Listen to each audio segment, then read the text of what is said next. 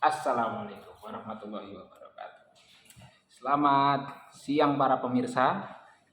Bertemu lagi dengan Jejak Si Hukum. Syahwal Idang ngomong hukum. Ya, jadi hari ini kita akan membahas perihal kenapa hukum itu ada di dunia dan ada di Indonesia. Kira-kira kenapa hukum itu ada di? Kenapa ada hukum? Apakah orang itu tidak bisa hidup tanpa hukum atau bagaimana? Sebenarnya jawaban paling sederhana untuk kenapa sampai harus ada hukum itu sebenarnya karena manusia itu makhluk yang memiliki kepentingan dan ada beragam manusia. Nah, ada suatu kondisi di mana antara manusia satu dengan manusia lainnya itu kepentingan yang dibawa itu berkonflik. Berbeda-beda ya? Iya, karena perbedaan itu ada konflik kepentingan antara manusia satu dengan manusia lainnya. Jadi mereka membutuhkan hukum sebagai penengah. Jadi hukum masuk mengintervensi bahwa kepentingannya itu harusnya seperti ini supaya benturan-benturan kepentingan ini dapat teratasi. Hukum menjadi alat untuk menengahi konflik itu. Jadi hukum lahir dari konflik. Berarti ketika zaman dulu tidak ada konflik itu justru tidak ada hukum ya? Bisa dibilang begitu? Ya, sebenarnya sulit untuk melihat itu ke masa lalu bahwa tidak ada benturan kepentingan karena manusia lahir dan membawa kepentingan itu. Tapi untuk ramalan hukum tidak ada itu sudah diramal sama ahli-ahli hukum Soviet, ciri khas Marxist jurisprudence, aliran ilmu hukum Marxisme itu meramalkan bahwa saat karena hukum ini berangkat dari konflik, saat konflik tidak ada, ya hukum tidak ada, menjadi tidak ada, karena hukum menjadi tidak dibutuhkan lagi. Nah, kapan konflik itu tidak ada? Kalau Marxist jurisprudence ngomongnya yang sederhana aja, saat masyarakat tanpa kelas tercipta. Karena masyarakat tanpa kelas tercipta, konflik kepentingan tidak ada, ya hukum tidak dibutuhkan. Karena mereka percaya hukum itu lahir dari konflik. Nah, kalau konfliknya sudah tidak ada, ngapain hukum ada? Berarti kalau misalnya kita kontekstualisasikan ke kondisi hari ini, hukum akan tetap ada karena masyarakat masih berkelas-kelas, masih ada strata sosial. Iya. Sejauh ini hukum masih sulit untuk dilihat ketidakhadirannya gitu. Masih sulit untuk membayangkan hidup tanpa hukum. Karena ya kita selalu berbenturan kepentingan antara kepentingan saya, kepentingan mereka dan kepentingan orang lainnya itu masih selalu berbenturan. Nah, hukum harus hadir di situ. Hukum harus menengahi dalam tataran ideal ya. Hukum harus menengahi konflik kepentingan itu. Ya, jadi kalau kata Syahwal, hukum itu untuk menengahi konflik dari berbagai kepentingan. Misalnya kawan-kawan para pemirsa itu punya kepentingan untuk menguasai lahan tambang di suatu wilayah. Di satu sisi ada masyarakat yang sudah meninggali wilayah tersebut dalam jangka waktu lama. Nah, bagaimana kemudian agar keduanya tidak berkonflik? Diciptakanlah suatu kesepakatan yang kemudian disebut hukum. Gitu ya? Iya, benar. Itu contoh yang paling konkret dan mudah dipahami. Nah, oke. Nah, selanjutnya kalau kita bicara tentang asal mula hukum saja rasanya tidak cukup. Nah, karena banyak di dunia ini aliran-aliran ya atau jenis-jenis hukum gitu.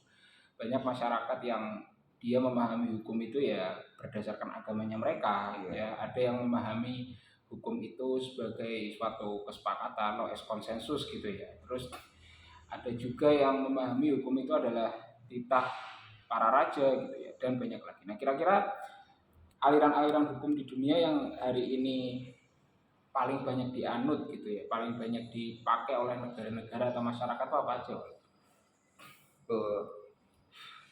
Agak sulit untuk berbicara spekulatif gitu loh, kayak di dunia. Tapi kalau misalnya kita melihat secara khusus gitu ke Indonesia, aliran hukum mana yang diamini oleh banyak orang atau mungkin cara pandang orang terhadap hukum gitu kali ya, kita sulit untuk menolak bahwa kita masih berada di kungkungan positivisme hukum. Ada banyak orang yang ya karena hukumnya ngomong gini jadi gini, karena hukumnya bilang gini jadi kita harus gini, kan sudah diatur dalam hukum gini.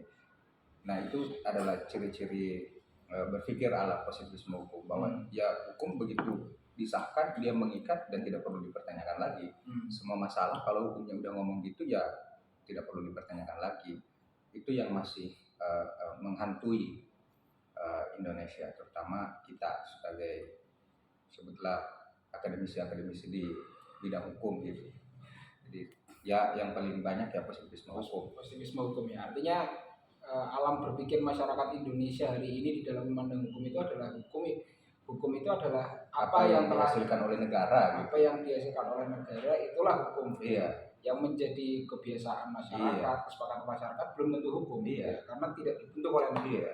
Misal kayak konflik-konflik masyarakat adat gitu di pedalaman mana gitu. Mereka selalu ngomong ya karena hukumnya ngomong gitu jadi ya harus dilaksanakan. Padahal di daerah itu ada orang yang sudah berabad-abad punya nilainya sendiri, punya kebiasaannya sendiri, punya cara mengatur dirinya sendiri. Tapi kemudian ada segelintir orang yang masuk ke daerah itu dengan membawa hukum negara dalam bentuk kertas-kertas itu yang menyingkirkan nilai-nilai itu. Yaitu ciri-ciri dan karakteristik dari positivisme hukum di Indonesia. Jadi ada permasalahan apa-apa, tidak peduli nilai yang dalam masyarakat itu apa, tapi ketika hukumnya sudah ngomong seperti itu ya harus dilaksanakan. Nah, terus berarti kedudukan hukum adat ini kalau di dalam hukum nasional gimana? Misalnya ada benturan antara hukum positif, katakan undang-undang atau peraturan-peraturan di bawahnya, terus di satu sisi ada hukum adat. Itu gimana sekarang posisi? Hukum adat itu sebenarnya jatuhnya lebih seringnya ke kebiasaan sih sebenarnya, kebiasaan yang ada di masyarakat adat itu. Dia diakui pada beberapa sisi. Tapi ketika dihadapkan dengan hukum nasional yang dihasilkan sama lembaga-lembaga otoritatif untuk itu, misalnya DPR dan lain-lain, ada kecenderungan untuk menghilangkan atau mengenyampingkan hukum adat tanpa melihat bagaimana hukum adat ini bekerja di masyarakat itu sejak berabad-abad. Sejak lama ya? Iya. Dan bahkan sebelum Indonesia merdeka. Iya. Jadi yang selalu utama ya apa yang dihasilkan sama negara. Makanya sering terjadi konflik di masyarakat karena ya masyarakat ini punya nilainya sendiri yang telah digunakan selama bertahun-tahun. Tiba-tiba negara hadir dengan bentuk undang-undang mengintervensi dan acap kali bertentangan dengan hukum adat ini. Salah satu contoh apa Pak? Misalnya yang konkret pernah lah hukum nasional itu benar-benar menghantam lah hukum adat. Apa ya? Wah ini musim. Ini sulit untuk ini mas. Untuk dijawab secara konkret. Tapi misal kalau kita lihat kayak Baduy itu dia masih hidup dengan ciri khasnya dia gitu dan maksudnya negara tidak memberangus atau membantai kehidupan adat istiadat mereka. Kenapa ya? Atau memang karena memang negara kebetulan tidak ada urusannya dengan masyarakat Baduy gitu, atau mungkin di masyarakat Baduy itu bukanlah daerah strategis yang memang perlu dieksploitasi atau seperti apa? Di Jawa Tengah juga ada Samin itu. Yang baru-baru itu masyarakat Baduy dalam itu menolak kehadiran internet di sana. Oke. Jadi negara dengan programnya itu menyebarluaskan akses internet ke semua daerah Indonesia. Nah, wilayah Baduy dalam itu masuk ke dalam salah satu daerah yang masuklah ke dalam daerah yang akan diberikan akses internet. Baduy dalam menolak itu dengan beragam alasan dan akhirnya pemerintah mencabut akses internet khusus di daerah Baduy dalam. Tapi yang menarik adalah apakah peristiwa yang terjadi di Baduy dalam itu juga akan terjadi di daerah-daerah lainnya. Karena tidak bisa dipungkiri sorotan orang ke Baduy itu tinggi besar. Dan tinggi karena Baduy dengan popularitasnya itu mampu untuk menekan negara. Kita kemarin ngobrol tentang masyarakat yang di pedalaman Kalimantan, di pedalaman Papua yang seringkali ya harus dikesampingkan nilai-nilai yang mereka amini ketika itu bertentangan dengan negara.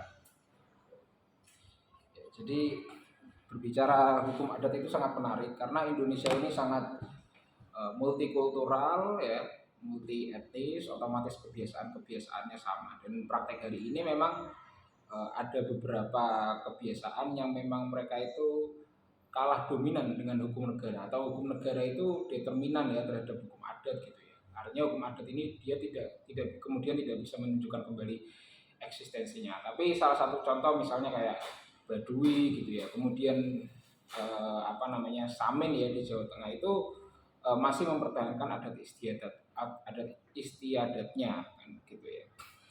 Ya kita tadi bicara soal hukum adat, soal bagaimana dinamika hukum Indonesia hari ini gitu. Tapi gini ini kan kita tadi bicara soal positivisme hukum ya.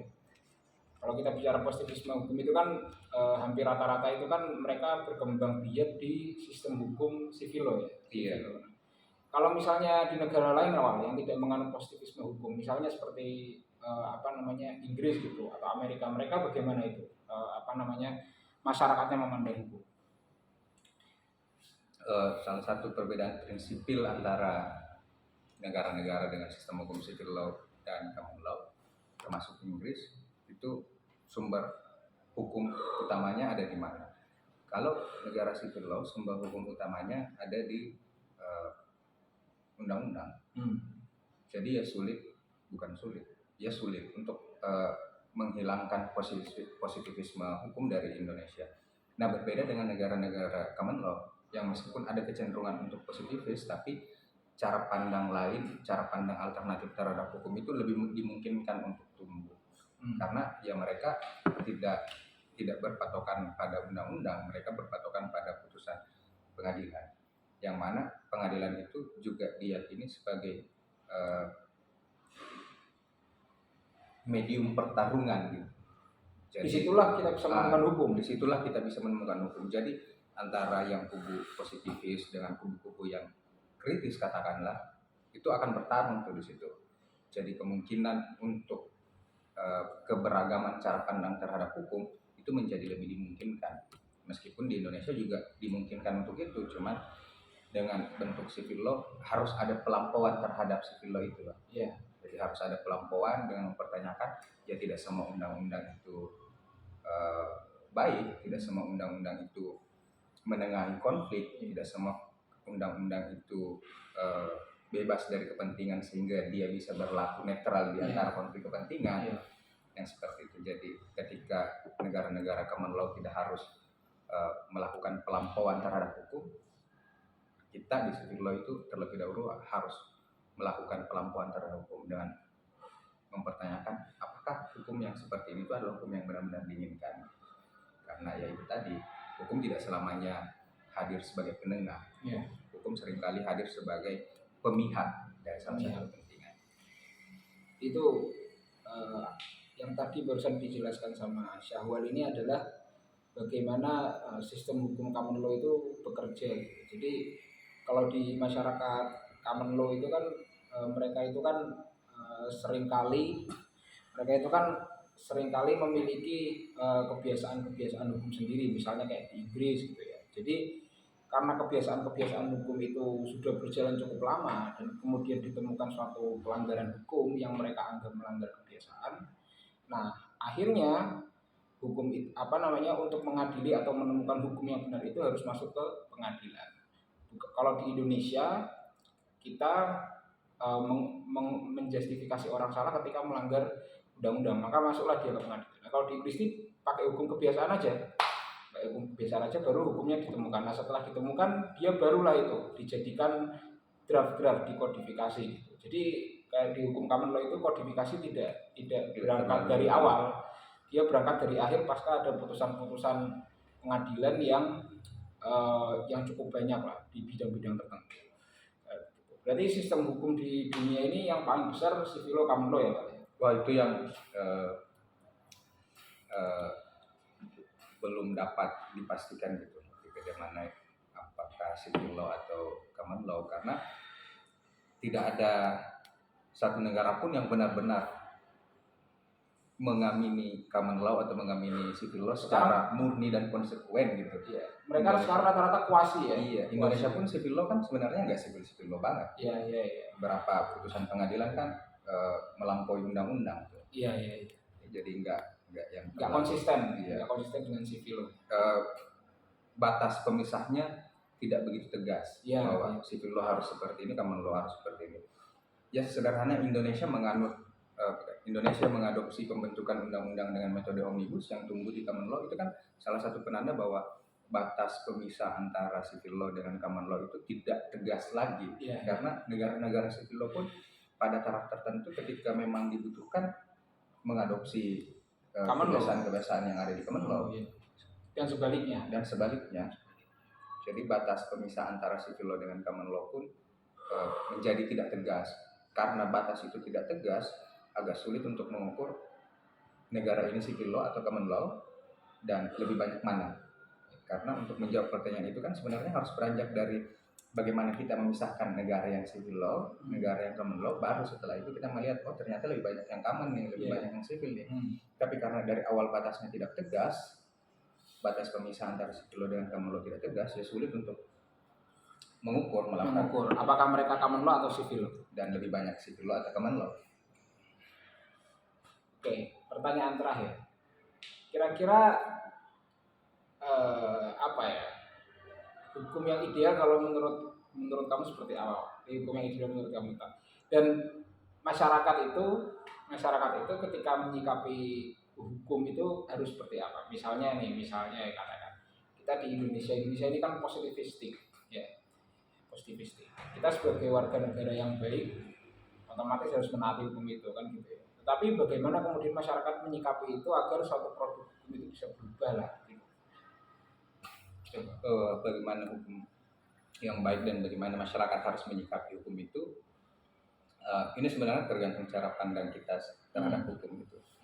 Karena saya sendiri mengamini bahwa negara itu institusi yang memonopoli alat-alat kekerasan, termasuk hukum.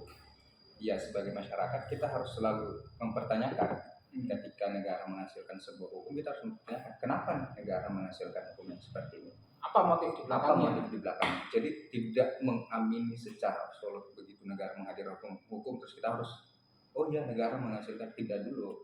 Ada sebelum sampai ke keyakinan itu ada proses untuk mencari keyakinan gitu loh. Iya. Jadi sebelum kita yakin, kita memiliki alasan-alasan untuk yakin. Untuk mengatakan hukum ini baik, ya masyarakat harus punya keyakinan-keyakinan tertentu bahwa hukum ini baik. Kenapa hukum itu dari awal harus selalu dipertanyakan? Ya karena negara itu institusi yang memonopoli alat kekerasan. Persenjataan, termasuk hukum ya. Baik. Jadi itu pendapat saya pun sependapat demikian ya. Artinya kita harus mengetahui motif dibalik pembuatan produk hukum. Kalau misalnya kita mau ambil contoh yang mungkin paling seksi di tiga tahun terakhir lah, misalnya soal UU Cipta Kerja, soal Omnibus Law itu kita kalau kita mengikuti apa yang barusan disampaikan Syahwal, maka kita harus mengetahui, kemudian kita harus menganalisa kenapa kok Omnibus Law ini dibikin gitu ya. Kenapa tidak direvisi di per undang-undang yang ada di dalamnya gitu ya. Misalnya soal lingkungan ya direvisi per undang-undang lingkungannya, PPLH-nya gitu ya. Terus kemudian misalnya soal apa lagi loh, ketenagakerjaan ya. Kenapa tidak langsung revisi undang-undang ketenagakerjaan? Kenapa harus kemudian dijadikan satu produk hukum yang kemudian meminjam dari sistem hukum common law itu. Jadi kuncinya ya kawan-kawan sebagai seorang mahasiswa hukum atau sebagai seorang yuris ya, kalau nanti kawan sudah menjadi sarjana, magister ya atau praktisi gitu, itu harus kritis di dalam memandang satu produk hukum gitu ya, sehingga kawan-kawan bisa tahu pembenahan kedepannya seperti apa ya. Begitu ya Wal ya. Oke Mas. Baik. Jadi itu pembahasan singkat terkait sejarah, kemudian sistem-sistem hukum dan bagaimana kontekstualisasinya di Indonesia. Semoga konten ini bermanfaat. Sampai bertemu di video selanjutnya. Selamat siang. Wassalamualaikum warahmatullahi wabarakatuh.